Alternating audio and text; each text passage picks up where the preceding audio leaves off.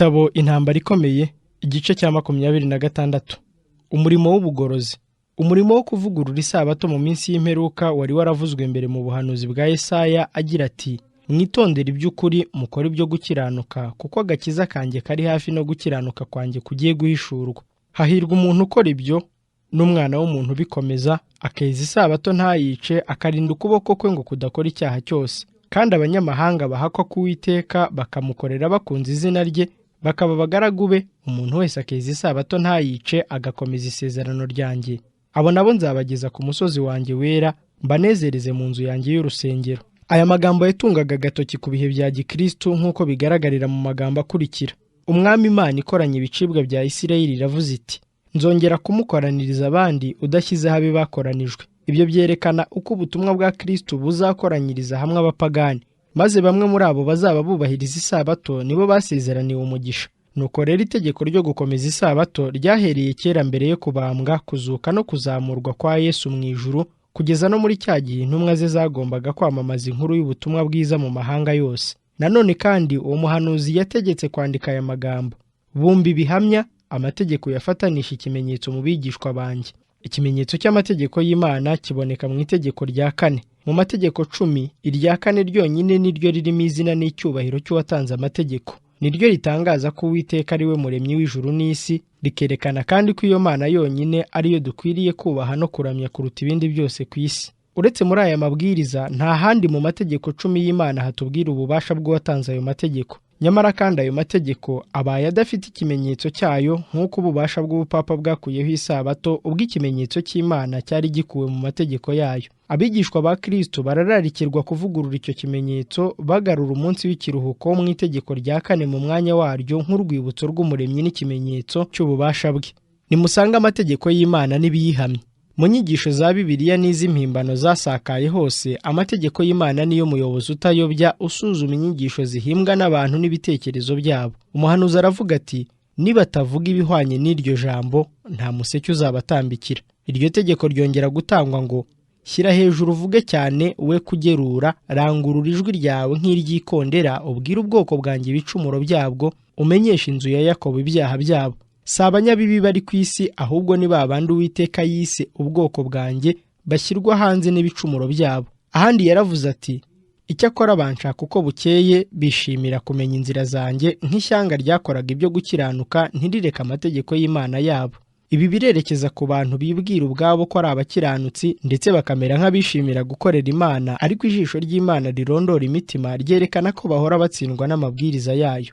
Umuhanuzi ahera ko agaragaza itegeko ryakuweho: uzongera gushinga imfatiro zariho ku ngoma nyinshi, kandi uzitwa uwica icyuho, kandi usibura inzira zijya mu ngo. Nuhindukira ntukandagire isabato, ukanga gukora ibyo wishakiye ku munsi wanjye wera, ahubwo ukita isabato umunezero, umunsi wera w'Uwiteka, ukawita uw'icyubahiro ukawubaha. Ntubikigenge, ntiwishakire ibyo kwinezeza, ntiwivugire ibyo ushaka ku bwawe, ni ukuzishimira Uwiteka. Ubwo buhanuzi burerekeza ku gihe cyacu. Icyuho cyaracitse mu mategeko y'Imana igihe ububasha bw'ubutegetsi bw'i Roma bwahinduraga isabato. Nyamara igihe cyarageze kugira ngo itegeko ryatanzwe n'ijuru risubire mu mwanya waryo. Icyuho cyari cyaciwe mu mategeko kirasubiranywa, imfatiro za kera zirashingwa. Umunsi wejejwe ugahabwa umugisha n'umuremyi. Isabato Adamu yakomerezaga muri Edeni akiri umuziranenge. Isabato yakomejwe na Adamu amaze gukora icyaha, akirukanwa muri Edeni nziza. Isabato yakomezwaga n'abakurambere, guhera kuri Abeli kugeza kuri Aburahamu no kuri Yakobo. Igihe ubwoko bwatoranijwe bwari mu bubata mu gihugu cya Egiputa, muri icyo gihe benshi muri bo basengaga ibigirwamana, babuze ubwenge bwo kumenya amategeko y'Imana, ariko ubwo Imana yabakuraga mu buretwa, yatangarije amategeko yayo mu iteraniro rinini, kugira ngo basobanukirwe n'ubushake bwayo, bayubahe kandi bayumvire iteka ryose. Guhera icyo gihe kugeza ubu, amategeko y'Imana yamenyekanye ku isi, maze isabato yo mu itegeko rya 4 irakomezwa. Nubwo wa munyacyaha yashimbuje ikimenyetso cy'Imana icye bwite, akaribatira itegeko ryera ry'Imana munsi y'ibirenge bye, no muri icyo gihe cy'ububasha bukomeye hari hakiri amatsinda y'abizera bakomerezaga isabato mu rwiherero. Mu gihe cyose cy'ubugorozi mu myaka yose hagiye habaho abakomeza isabato yo mu itegeko ryera ry'Imana. No mu bihe by'akarengane gakomeye, mu bishungero no kugirirwa nabi, hagiye habaho abakristo batanga ubuhamya berekana ko amategeko y'Imana adahinduka, ahubwo ahoraho ibihe byose, bakerekana n'uburyo isabato y'Imana ari iyera. uko kuri nk'uko kugaragarira mu byahishuwe igice cya 14 kugendana n'ubutumwa bw'iteka ryose kuzerekana itorero rya Kristo igihe azagaruka, kuko rizaba ari ingaruka y'ubutumwa butatu buzaba buvuga ngo aba ni abakomeza amategeko y'Imana kandi bakagira kwizera nk'ukwa Yesu. Ubwo nibwo butumwa buheruka bwo kugaruka k'umukiza wacu. Ubwo butumwa nibumara gutangazwa, uwo mwanya umwana w'umuntu nk'uko byahanuwe azahinguka mu bicu afite ikuzo aje gusarura isi. Abazaba bararasiwe n'umucyo w'ubuturo bwera no guhoraho kw'amategeko y'Imana bazasabwa n'ibyishimo batangare babonye uko kuri kwakinguriwe imitima yabo. Bifuzaga ko uwo mucyo bahawe bawumurikishiriza abakristo bose, nyamara ntibizeraga ko bazanezezwa no kuwakira. Ariko uko kuri kwari kubatandukanije n'ab'isi ntikwakiriwe na benshi mu biyitaga abigishwa ba Kristo. Kwemera no gukomeza itegeko rya 4 bisaba ubwitange, kuko aricyo cyatumye benshi basubira inyuma. Mu gihe ukuri kw'isabato y'umunsi wa 7 kwabwirizwaga, benshi batanze ibitekerezo byabo bavuga uko ab'isi babibona. Baravuga bati, tumaze imyaka myinshi dukomeza icyumweru, ndetse na ba sogokuruza bacu nicyo bari bazi, kandi abantu beza b'inyangamugayo mu idini bapfuye bafite ibyishimo by'uko bakomeje icyumweru. Niba bari mu kuri, niko natwe duhagazemo. Gukomeza iyo sabato nshya bizaduteranya n'abantu bitubuza agaciro muri bo. Itsinda ry'abantu bake bakomeza isabato y'umunsi wa 7 ryamara iki mu bantu ibihumbi n'ibihumbi bakomeza umunsi wa mbere y'icyumweru? Bene urwo rwitwazo ni rw'abayuda batangaga bamagana Yesu. Imana yahaga abasekuruza imigisha, nabo bakayitura amaturo y'ibitambo. None ni kuki abana babo tutaheshwa agakiza n'inzira abasogokuruza banyuzemo? Niyo mpamvu mu gihe cya Luteri ubupapa bwavugaga ko abakristo benshi kandi b'intungane bapfuye bizera idini Gatolika, bizera ko iryo dini rihagije kugira ngo umuntu abone agakiza. Iyo mitekerereze yabaye inzitizi ikomeye y'amajyambere mu myizerere y'itorero. Benshi batanga impamvu z'uko kuruhuka ku munsi wa mbere w'icyumweru ari ihame ryemewe n'itorero ku isi yose mu binyejana byinshi. Izo mpaka zimarwa nuko gukomeza isabato kwabanjirije ibyo byose mu bari batuye ku isi hose, ndetse imaze imyaka y'ubukuru ihwanye n'iyo isi imaze iremwe kandi yejejwe n'Imana n'abamarayika. Igihe imfatiro z'isi zashyirwagaho, igihe inyenyeri zo mu ruturuturu zaririmbaga, abana b'Imana baranguruye ijwi ry'ibyishimo, ubwo nibwo urufatiro rw'isabato rwashinzwe. Dukwiriye kubahiriza iri tegeko, ntabwo ryashyizweho n'ububasha bw'umuntu ngo bubeshweho n'imigenzo y'umuntu, ryatanzwe n'umukuru nyir'ibihe byose, ritegetswe n'ijambo rye rihoraho. Mu gihe abantu bararikirwa kwakira ivugurura ry'isabato, abapastori ku izina bihatira kugoreka ijambo ry'Imana batanga ubusobanuro bw'ubuhamya bwabo bwite, kugira ngo bacubye ibibazo bajyaga kuzabazwa. Maze abadashakashaka ubwabo mu byanditswe byera bazahera ko bemere ko ibyo bababwira bakurikije ubushake bwabo ari ukuri. Kubw'amagambo bihimbira, ubucurabwenge, imigenzo y'abasekuruza n'ububasha bw'itorero, benshi bazashishikarira kwamagana uko kuri. Ababwiriza b'ukuri bisunga Bibiliya kugira ngo bashyigikire ukuri kw'itegeko rya 4. Abantu boroheje bitwaje ukuri kw'ijambo ry'Imana bahanganye n'abanyabwenge bo ku isi bazaba batangara, barakaye, bibwira ko basanzwe ari intyoza mu magambo, babuze icyo basubiza imbere y'abantu boroheje, ariko bakomejwe n'inama bahabwa n'abantu bacengewemo n'ijambo ry'Imana bakuye mu byanditswe byera, kuruta inyigisho ziyobya bigiye mu mashuri. Kubwo kubura ubuhamya bwa Bibiliya, bibagirwa ko bene ubwo buryo ari bwo bwakoreshejwe barwanya Yesu n'intumwa ze. Bati kuki abayobozi bacu bakomeye batasobanukiwe n'ikibazo cy'isabato? Ariko bake gusa bayizera nk'uko namwe muyizera. Ntibiterwa n'uko ari mwebwe banyakuri, maze ngo abandi bose b'abanyabwenge bo ku isi babe bari mu ifuti. Kugira ngo izo mpaka zishire, hakwiriye kubanza kwerekanwa inyigisho zo mu byanditswe byera n'igitekerezo cy'ukuntu Imana yagiye ikorana n'ubwoko bwayo mu myaka yose. Imana ikorana n'abumva kandi bakumva ijwi ryayo, abumva bashaka kwamamaza ukuri badatinya gucyaha ibyaha rusange. Impamvu Imana idatoranya abanyabwenge n'abakomeye bo mu gihugu ngo abe ari bo bajyana ubutumwa bushya hose, nuko bishingikiriza ku mpano zabo, ku bwenge bwabo n'inyigisho bize z'iyobokamana, kandi bakumva ko badakeneye kwigishwa n'Imana, keretse gusa bafitanye umubano wuzuye na soko y'ubwenge, kuko ari bo bashobora gusobanukirwa no gusobanura ibyanditswe byera. Abantu bize amashuri make gusa rimwe na rimwe nibo bahamagarirwa kwamamaza inkuru nziza, atari uko batize cyane, ahubwo ari uko batiratana inyigisho bahawe n'Imana.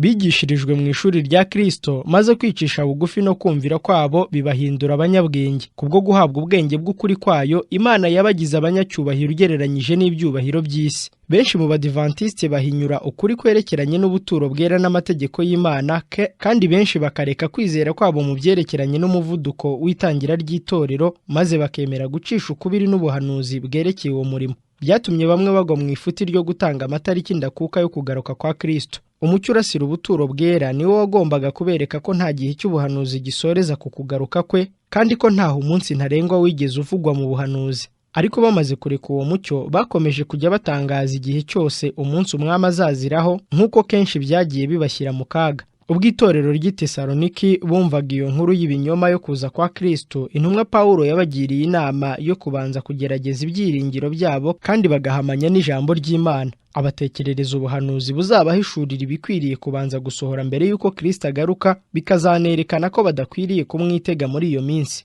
Ntihakagire umuntu uboshya uburyo bwose. Ayo ni amagambo y'imiburo. Igihe bemera inyigisho zidashingiye ku byanditswe byera, baba bishyize mu kaga ko kuyoba inzira y'ukuri, bagacika intege kugeza n'igihe bashidikanya ukuri kwagombaga kubazanira agakiza. Imiburo ya Pawulo aburira Abanyetesalonike ni icyigisho gitangaje ku bantu bo mu minsi y'imperuka. Abadivantiste benshi barateshutse ngo keretse bashyizeho umunsi umwami Yesu azaziraho, niho bashobora kugira umwete wo gushishikarira kumwitegura no kumuteguriza abandi. Ariko uko barushaho kwikanga ko bagiye kuzarimbuka, niko kwizera kwabo nako kurushaho kugenda gucumbagira kugeza igihe bacika intege, bakaba batagiterwa umwete n'ukuri k'ubwo buhanuzi. Inyigisho z'umunsi ndakuka w'igihe cy'itangira ry'urubanza mu gihe cyo gutangaza ubutumwa bwa marayika wa mbere zategetswe n'Imana.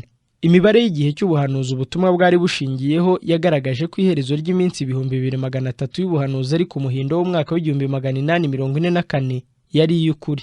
Kwihatira gushaka andi matariki y'itangira n'irangira ry'icyo gihe cy'ubuhanuzi n'intekerezo zidahuye zo gushyigikira uwo mugambi ntabwo byateshuraga ibitekerezo byabo ku kuri kw'icyo gihe gusa, ahubwo byagabanyaga n'umwete bagiragaho gusobanura ubuhanuzi. Uko barushagaho gushyiraho umunsi ntarengwa wo kugaruka kwa Yesu, nuko iyo nkuru yarushagaho gukwira hose, niko Satani arushaho gukaza umurego adindiza amajyambere y'ubutumwa. Hashize igihe abyutse impaka n'intambara mu babwiriza butumwa bw'ukuri, kandi bizanira umugayo umuvuduko w'ubutumwa bw'umwaka w'1843 n'uw'1844. Abakomeje kwizirika muri ubwo buyobe bazongera gutanga andi matariki ntarengwa mu gihe gitaha cyo kugaruka k'umwami Yesu. Bazizera ibinyoma, bashake kubivamo, be kubishobora kuko bazaba barakererewe. Igitekerezo cya Isirayeli ya kera cyerekana neza imibereho y'itorero ry'Abadivantiste. Imana yayoboye ubwoko bwayo mu murimo wo kubwiriza ubutumwa bwo kugaruka kwa Yesu nk'uko yayoboye abana b'Isirayeli bavana muri Egiputa. Mu mubabaro ukomeye, kwizera kwabo kwarageragejwe nk'uko Abaheburayo kwageragejwe ku nyanja itukura. Iyo bakomeza kwiringira ukuboko kw'Imana kwabayoboraga mu bihe byashize, baba barabonye agakiza k'Imana bifuzaga. Iyaba bafatanije kubwiriza ubutumwa bwo mu mwaka w'1844 barakiriye ubutumwa bwa marayika wa gatatu, bakabubwirizanya imbaraga y'Umwuka wera, Uwiteka aba yarakoresheje ibitangaza umwete bakoranaga. Imyambi y'umucyo ukomeye yajyaga kumurikira isi. Abaturage b'isi baba baramaze kuburirwa mu myaka myinshi ishize, umurimo uba wararangiye, maze Kristo akazaza gucungura ubwoko bwe ubuheruka. Ntiwari umugambi w'Imana ko abana b'Isirayeli bamara imyaka 40 barorongotanira mu butayu. Yashakaga kubayobora mu nzira itaziguye bakagera i Kanani, bagaturaho abantu bera bahora mu munezero. Ariko ntabwo bahageze ku buryo butaziguye bitewe no kutizera kwabo. Kubw'ubuhakanyi no gusubira inyuma kwabo, bashiriye mu butayu, havuka abandi abari bo binjira mu gihugu cy'isezerano. Ni nako atari umugambi w'Imana ko kugaruka kwa Kristo gutinda gutya, abantu bakamara imyaka yose muri iyi si y'icyaha n'imibabaro. Nyamara gukiranirwa kwabatandukanije n'Imana, kuko bari banze gusohoza inshingano yari yabashinze. Abandi baratowe babwiriza ubwo butumwa. Kubwo gukunda bari mu isi, Yesu atinze kugaruka ngo abanyabyaha babone uburyo bwo kumva ubutumwa bw'imbuzi, bahungire muri we, umujinya w'Imana utarasukwa ku isi. None rero, kimwe no mu myaka ya kera, ukuri kwatura icyaha n'ibicumuro byo muri iki gihe ku mugaragaro kuzabyutsa intambara. Kuko umuntu wese ukora ibibi yanga umucyo, kandi ntaza mu mucyo ngo ibyo akora bitamenyekana. Iyo abantu babonye ko batabasha gushyigikira ukuri kwabo bakoresheje ibyanditswe byera, bahitamo kugushyigikiza amagambo gusa, nuko abanzi bakaboneraho gusebya imico n'inyifato y'abahagaze barwanira ukuri kudashyigikiwe na benshi. Niko byakomeje kujya bigenda mu mateka yo mu myaka myinshi. Eliya yarezwe ko yateje ibyago mu gihugu. Yeremiya yarezwe ubugambanyi. Pawulo yarezwe ko yahumanyije urusengero. Guhera icyo gihe kugeza ubu, abanyakuri bose bagiye baregwa ko ari abashukanyi, abayobe cyangwa bitandukanye. Bibiliya yigisha yeruye ko igihe kiri hafi ubwo amategeko y'ibihugu azarwana n'amategeko y'Imana, kugira ngo umuntu ushaka kumvira amategeko y'Imana azaba akwiriye kwihanganira kuvugwa nabi n'ibihano nk'ibyo wakoze nabi. Mu gihe ibintu bimeze bityo, umubwirizabutumwa bw'ukuri akwiriye kwifata ate? akwiriye guceceka ukuri ntikwigishwe kuko byatera abantu guhaguruka bakakurwanya ku mugaragaro. Nta mpamvu yatuma umuntu areka guhamya ijambo ry'Imana ngo nuko abantu bazahaguruka bakarirwanya nk'uko bagenje abagorozi ba mbere. Guhamya kwizera kw'abera n'abarenganirijwe Kristo kwabaye urufatiro rwo kwizera uko abantu bakomeje gusimburana ku isi. Aberekanye icyitegererezo cyiza cyo kwizera bahagarara bashikamye mu kwizera kwabo, na n'ubu bakomeje kwerekana ubutwari bwabo mu bahamagarirwa kuba abahamya b'Imana. Bahawe ubuntu n'ukuri batabiherewe kubigira ubwiru, ahubwo uhereye muri bo kumenya Imana bizamurikira isi yose. Mbese Imana yahaye abagaragu bayo bo muri iki kinyejana umucyo. Nuko rero bakwiriye kuwumurikishiriza isi yose. Mu bihe bya kera Imana yabwiye umuvugizi wayo iti, ariko ab'inzu ya Isirayeli ntibazakumvira kuko nanjye banga kunyumvira.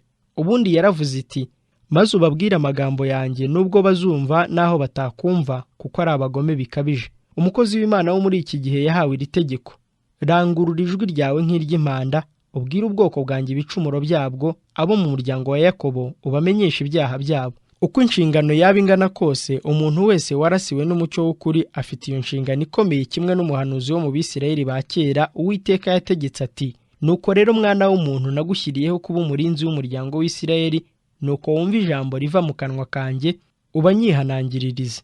Nimbwira umunyabyaha nti, wa munyabyaha we gupfa kuzapfa, maze nawe ntagire icyo avuga cyo kuburira umunyabyaha ngo ave mu nzira ye, uwo munyabyaha azapfa azize ibyaha bye, ariko amaraso ye ni wowe nzayabaza.